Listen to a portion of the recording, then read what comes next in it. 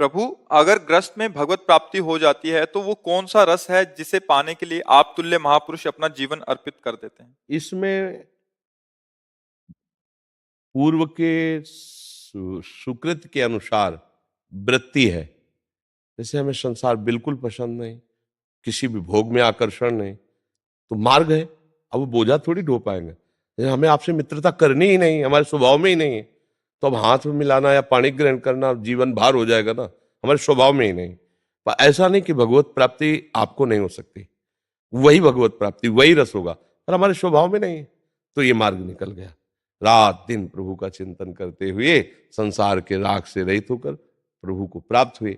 अब एक है कि पूर्व संस्कारवश अकेला रहना उसको पसंद नहीं, सुविधा भोगी है, तो उसको भी चांस दिया, पत्नी दे दी, परिवार दे दिया, पर उसमें आसक्त हो गया तो दुर्गति हो जाएगी। अनासक्त तो वैसे ही होना पड़ेगा जैसे वैरागी, पर वैरागी व्यवहार में भी अनासक्त है, पर वो व्यवहार में आसक्त होते हुए अंतरात्मा से अनासक्त है और प्रभु से भजन में चित्त जोड़ करके अपनापन कर लिया है, तो उसको वही गति प्राप्त होगी जो वहां प्राप्त होती है। अब इसमें स्वभाव के अनुसार रचना रची गई। सबई अगर डॉक्टर हो जाएंगे तो मरीज कौन होगा? समझ रहे हैं? एक डॉक्टर ने भी हमसे प्रश्न किया था, वहां रामकृष्ण मिशन में जब गए तो बातचीत ऐसे थोड़ा की, तो उन्होंने कहा आप तो मतलब आपका माइंड तो बहुत ग्रेजुएट लग रहा है। वो बाबा जी ग्रेजुएट क्या है?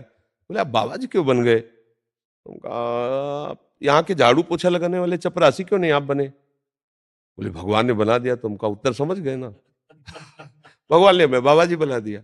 बका भगवत प्राप्ति के लिए जरूरी नहीं है भेष परिवर्तन, जरूरी है उद्देश्य परिवर्तन। आपका उद्देश्य भगवान से मिलना, तो आप गृहस्थ में रहते हुए परिवार का व्यवहार करते हुए खूब भजन करो, भगवान की प्राप्ति हो जाएगी। दुर्गेश साहू जी छत्तीसगढ़ से।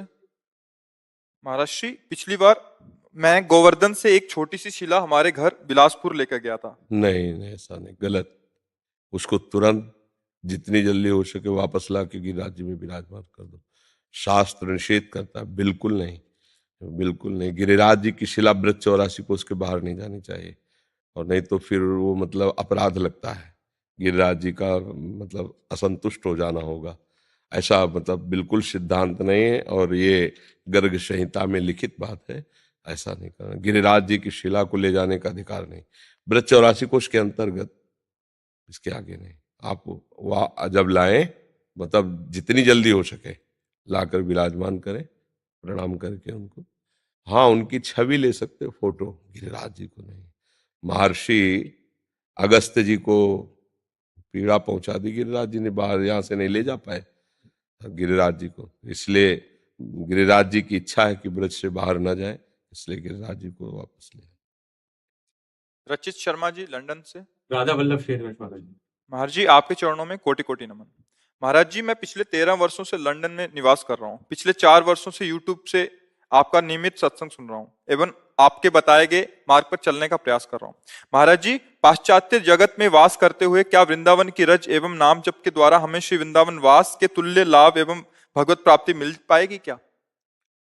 अगर आप चिंतन में रहेंगे तो, अब देखो, माँ और माँ जैसी, इसमें तो अंतर हो ही जाता है, नहीं हो जाता? माँ और ये माँ जैसी है, अंतर हो जाता है ना। ऐसे ही वृंदावन की तुलना में सिर्फ वृंदावन ही है, तुलना नहीं। वृंदावन जैसी माँ और माँ जैसी, ऐसे तो बात कर सकते हैं, लेकिन वृंदावन के तुल्य तो सिर्फ वृंदावन ही है। किशोरी किशोर के समान तो सिर्फ किशोरी किशोर ही है, दूसरा कोई नहीं। हाँ, अब बाहर रहते हो, रज लेकर के जाना, चरणामृत लेना, नाम जप करना, वृंदावन का चिंतन करना, सत्संग सुनना, तो शरीर वहां छूटेगा, आसक्ति वृंदावन से, इसलिए लाभ मिल जाएगा वृंदावन का। ऐसा भाव रखे और कोशिश अंदर से, इच्छा कि हमें कभी वृंदावन वास मिले, भले ना जीवन में रह पाए, पर इच्छा करने में क्या जाता है कि कभी ऐसा हो कि हम वृंदावन जाएं और वहीं भजन करें, हमारा शरीर वहीं छूट जाए, ऐसी इच्छा करें। अब वृंदावन का आश्रय लेकर बाहर रह रहे हो तो वृंदावन के ही ना। अच्छा, जैसे भारतीय सेना का किसी विदेश में शरीर छूटे तो तिरंगा में लपेट के भारत ही आएगा ना, नहीं आएगा। तो वृंदावन के हो भाव है और वृंदावन का चिंतन कर रहे हो, कहीं भी हो रजरानी में लपेट के वृंदावन ही आओगे। भाव ही रखे। विवेक मित्तल जी गुड़गांव से। गुरुदेव आपके चरणों में कोटि कोटि नमन।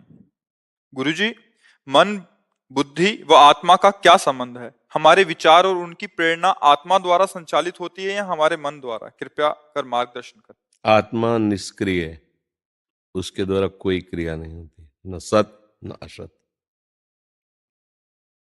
आत्म स्वरूप निष्काम है, उसमें कभी कोई कामना जागृत नहीं होती, न सत न असत। जैसे लोहे का चुंबक हो ना, हम ऐसे रख दें और ऐसे लोहा हो उसके अनुपात के अनुसार, तो हम जैसे चुंबक करेंगे वैसे नाचेगा। पर चुंबक की ये इच्छा नहीं कि लोहा नाचे, चुंबक की इच्छा नहीं कि लोहा आकर्षित हो। ऐसे ही आत्मस्वरूप अचाह है, निष्काम, पर भारी पावर है, भारी पावर। मतलब भगवान ही आत्मस्वरूप से है ना, भारी आत्म तत्व में पावर, उसके पावर से मन, बुद्धि, चित्त, अहंकार, इनमें स्फुरण होता है, चेतनता होती है। अब अगर ये गंदे संग का, गंदे भाव का इसमें संचरण हो रहा है तो पावर गंदगी की तरफ ही, और अगर वो अच्छे भाव का तो अच्छे, वो जो आत्म तत्व से पावर, उसका कोई चाह नहीं। जैसे चुंबक की कोई चाह नहीं, ऐसे वो आत्म तत्व की कोई चाह नहीं, और उसका हाई भी पावर है, हाई पावर। आध्यात्मिक शक्ति गिर रही है अंतःकरण के ऊपर, मन, बुद्धि, चित्त, अहंकार उसी से प्रकाशित हो रहा है, पावरफुल हो रहा है। अब उसका प्रयोग कहां हो रहा है, ये खास बात देखनी है। अब हमने अपने को शरीर मान करके इंद्रियों के भोगों में उस पावर को, तो वही मन गंदी बात सिखाता है, वही बुद्धि गंदा निश्चय कराती है, वही चित्त गंदा चिंतन करता है, अहंकार गंदी बात से मैंने भोगा, मैंने कमाया, मैं ये भोगूंगा, मैं ये भोग सकता हूं। ये सब अंतःकरण में हो रहा है, आत्म तत्व का इससे कोई मतलब नहीं। जैसे लोग कहते हैं यार आत्मा प्रसन्न हो गई, वो अज्ञानी जन है। आत्मा तो हर समय अखंड प्रसन्न रहती है, आत्मा को कोई मार नहीं सकता। नैनम छिन्नन्ति शस्त्राणि नैनम दहति पावकः न चैनम क्लेदयन्त्यापो न शोष्यति मारुतः। ना आग जला सकती है, आत्मा को आग नहीं जला सकती, शरीर को जला सकती है। अस्त्र शरीर को भेद सकते हैं, कोई भी गोली आत्म तत्व को नहीं। आज तक कोई भी एक सर आत्म तत्व को नहीं पकड़ पाया। आत्म तत्व क्या, मन को नहीं पकड़ के देखो ये मन जा रहा है, ऐसा कहीं पकड़ पाया? बस स्थूल को। तो आत्म तत्व सबका प्रकाशक है, उसी के प्रकाश में अब आप क्या करते हैं ये बात है। उसी के सुधार के लिए सत्संग है, शास्त्र स्वाध्याय, कि आप अपने बल से मन को रोकिए, गलत आदतों में न जाए, अच्छी आदत तो आपको आनंद आने लगेगा। और इसका आंतरिक रहस्य है कि जिस समय आप सही माने में धर्म से चलेंगे और भगवान का नाम जप करेंगे तो इनका स्फुरण बंद हो जाएगा। जो मन बुद्धि का है ना, जो स्फुरण होता है ना गलत, ये शांत, जहां शांत हुआ, तो जैसे निर्मल जल, शांत जल, हलचल रहित जल, तो नीचे क्या दिखाई देगा, सो आपको आत्मस्वरूप का बोध हो जाएगा। जहां बोध हुआ तो ऐसा आनंद, ब्रह्मभूता प्रसन्नात्मा न सोचति न कांग, कोई चाह नहीं, कोई सोच, अपार आनंद। उसी आनंद में तो संत महात्मा परमहंस डूबे रहते हैं। समझ में आई बात? पूनम जी फरीदाबाद से। श्री हरिवंश महाराज जी, आत्मा, जीवात्मा और परमात्मा में क्या अंतर है? एक ही बात है। एक आदमी, गरीब आदमी, कुछ पैसा कमाने के लिए रिक्शा खरीदा, पैसा से मेहनत, ए रिक्शा, खड़ा हो गया। वो रिक्शा तो नहीं ना, कुछ पैसा बड़ा टैक्सी खरीद ली, ए टैक्सी, वही जो रिक्शा कहने से खड़ा होता। अब उसे रिक्शा कौन नहीं खड़ा होगा, ए टैक्सी, वो टैक्सी से खड़ा हो गया। क्या वो टैक्सी है? क्या वो रिक्शा है? तो क्या वो जीवात्मा है? क्या वो अंश है? नहीं। स्वीकार करने के, रिक्शा स्वीकार करने के कारण रिक्शा, देह स्वीकार करने के कारण उसे जीव कहा गया, उसे अंश कहा गया। अगर इसका राग छोड़े तो जो है वही है। जानत तुम्हें तुम्हें हो जाई, सोई जाने जे देहु जनाई, और जानत तुम्हें तुम्हें, ब्रह्मविद ब्रह्मैव भवति। जहां आप अपने को जानोगे तो फिर और किसी को जानना बाकी नहीं रह गया, क्योंकि जो अपना है वही प्रभु है, जो आत्मा है वही परमात्मा है। उसको जीवात्मा शरीर के कारण, आत्मा को गाली दी जा रही समझो अगर जीवात्मा कहा गया। जैसे किसी रिक्शा वाले को ए रिक्शा, खड़ा हो गया, कितना बड़ा अपमान हो, वो रिक्शा है पर वो भी खड़ा हो जाता है, क्योंकि रिक्शा वो चालक ना बन करके रिक्शा में तदात्म हो गया है। तो रिक्शा रिक्शा तो एक सवारी को कहते हैं ना, जिसमें सवारियां बैठती हैं, पर वो अपने को मान के खड़ा हो जाए, हाँ जी बोलिए, तो बोले तुम रिक्शा है क्या? अगर उसे पूछे तू रिक्शा है क्या, कहेगा नहीं, रिक्शा हमारा जीवन यापन करने का है। अब रिक्शा बोला तो इसीलिए खड़े हो गए। बस ऐसे ही उस परब्रह्म परमात्म तत्व को मानो बहुत गंदा बोला जा रहा है, जीवात्मा, क्योंकि देह भाव को स्वीकार करने के कारण वो जीव कहा गया। नहीं है कौन वो? वही है, वही, दूसरा नहीं है। जैसे 1000 घड़े रख दो, उनमें सूर्य का प्रतिबिंब पड़ रहा है, तो 1000 घड़े दिखाई दे रहे हैं, 1000 सूर्य दिखाई दे रहे हैं, पर घड़े 1000 हो सकते हैं, 1000 सूर्य नहीं हो सकते। अच्छा, घड़े फोड़ डालो, सूर्य में कोई फर्क पड़ा? ऐसे आत्म तत्व, एक ही आत्म तत्व अनंत रूपों में भास रहा है। ये घड़े हैं, एक ही परमात्मा है, दूसरा नहीं है। एको ब्रह्म द्वितीयो नास्ति, दूसरा नहीं है। पर ये थोड़ा भजन करके ऊंचाई पर अध्यात्म में चले, तब अनुभव में आएगा। समझ नहीं सकी जी? महाराज जी, हमारा स्वरूप क्या है? श्री कृष्ण है या श्री कृष्ण के दास हैं? पहले तो सवाल को जब कोई हल ना हो तो मानी संख्या शुरू करते हैं ना।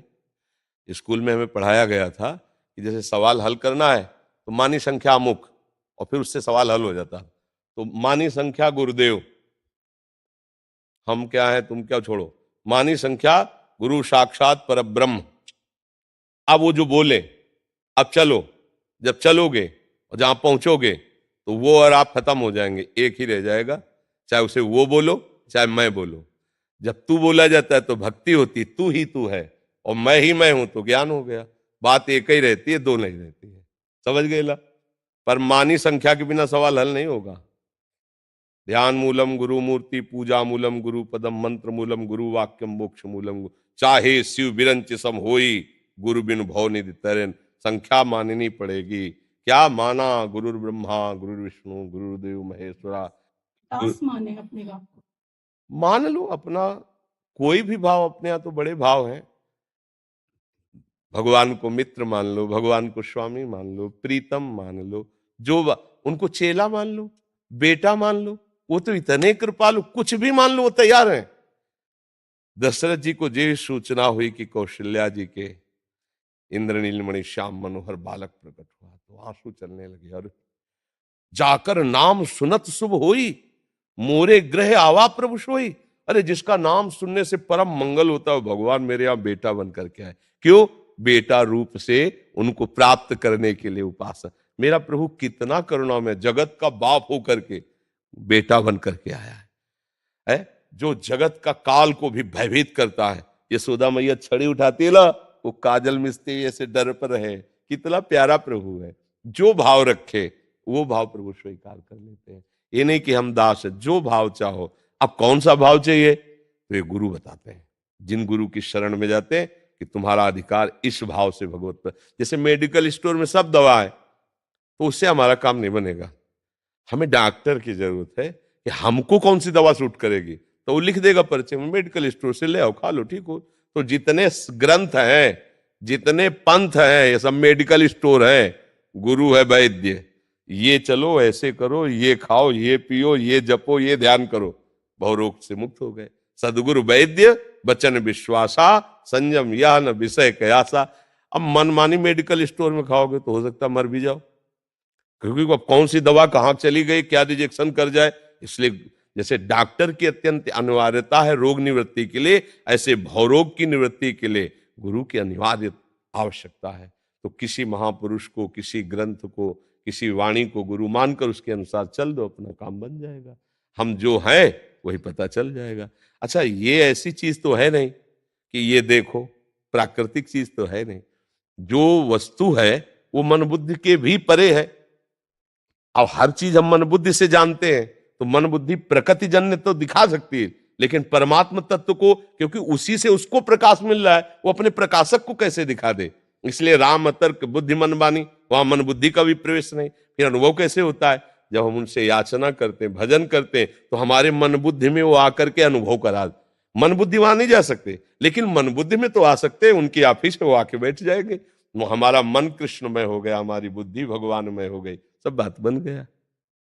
वैसे तो यह एक सामान्य प्रश्न है कि यदि गृहस्थ आश्रम में भगवत प्राप्ति हो जाए तो फिर संत महात्मा लोग संन्यास अथवा वनवास क्यों चुनते हैं, जिसका उत्तर हमारे परम पूज्य गुरुदेव जी ने इस वीडियो के माध्यम से बहुत ही सरल और सटीक ढंग से बताया है। उम्मीद है आप इस प्रश्न के उत्तर से संतुष्ट होकर गृहस्थ आश्रम में भी भगवत प्राप्ति की तरफ अग्रसर होंगे। जय श्री राधा वल्लभ।